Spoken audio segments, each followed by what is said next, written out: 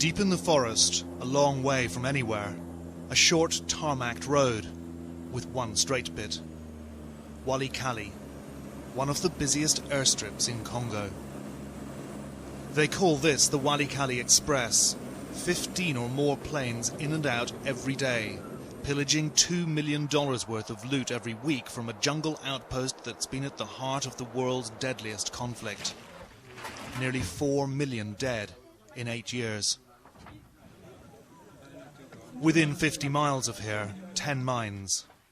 In these sacks, the mineral everyone's after. A red rock, cassiterite, better known as tin ore, the most traded metal on the London Exchange. It's now used for electronic circuit boards, and prices have hit a 10-year high. Here, the battle is on for control of the mines and the trade. But we've been warned not to film soldiers. Pardon. The UN's here, but they don't venture far from base. Peacekeepers have never set foot in the mines.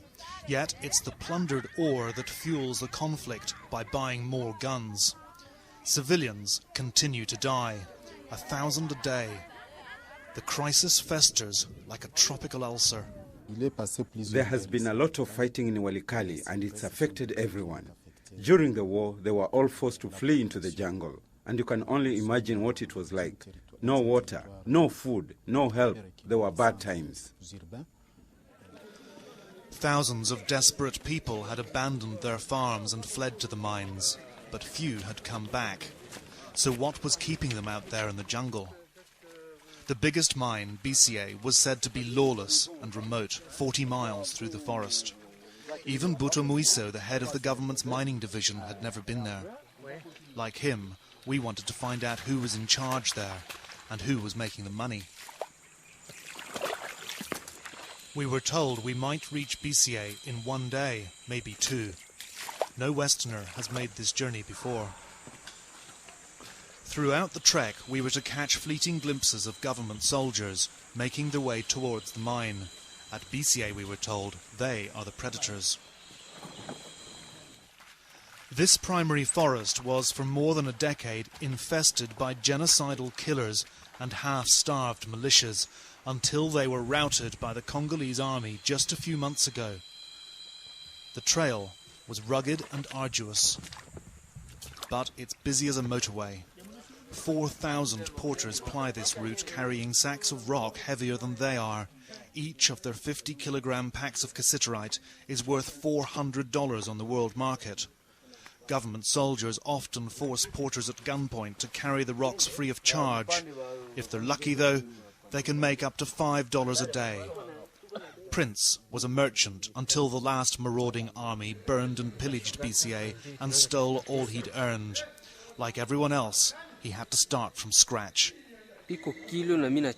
I'm exhausted. I am carrying 50 kilos.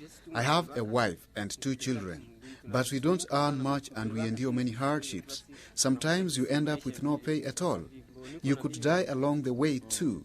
When you reach BCA, you will see the graves of porters like me.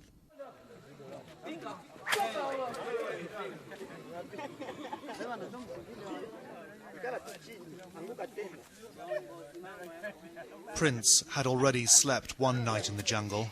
He had another 15 miles to go. If he was to make it to Walikale airstrip by sundown, he had to get moving. Other porters are eager to share their tales of hell. Hundreds, they told me, had been killed in the last bout of fighting at BCA between crazed militias I'd not even heard of. Not one of them knew their cassiterite was destined for the electronics industry in the rich world. One man claimed he knew. It goes to America, he said, to rebuild the Twin Towers and the Pentagon. The trail, unforgiving, wound on and on, up and down, for mile after endless mile through the humid forest. After 9 hours, we arrived at a jungle clearing, in which was a squalid encampment.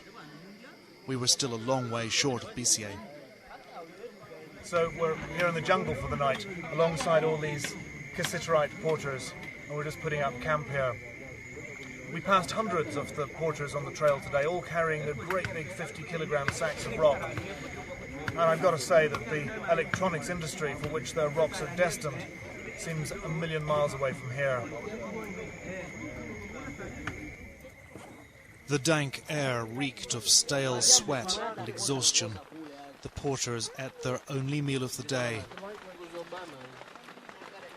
It rained all night, but no one seemed to notice, for at Koba camp we sleep like the dead. At dawn, the Cassiterite porters moved on, and so did we. Late morning, an ambulance passes by. Too sick to walk, this woman faces 2 or 3 days on this porter's back before she reaches a small hospital only recently reopened by Médecins Sans Frontières. 5 hours into day 2, we stumble across a graveyard in the jungle, as Prince the porter had said we would. We knew we must be close to BCA. Here lay victims of war, starvation, overwork, malaria, typhus and cholera. By a river, the first signs of mining. We've been told there are around 6,000 miners here. At this point, the trail goes straight up. No one had seen the likes of us in these parts before. As we near the top, work stops as they gather to stare. In the absence of any mine management, government soldiers rule here by gun law.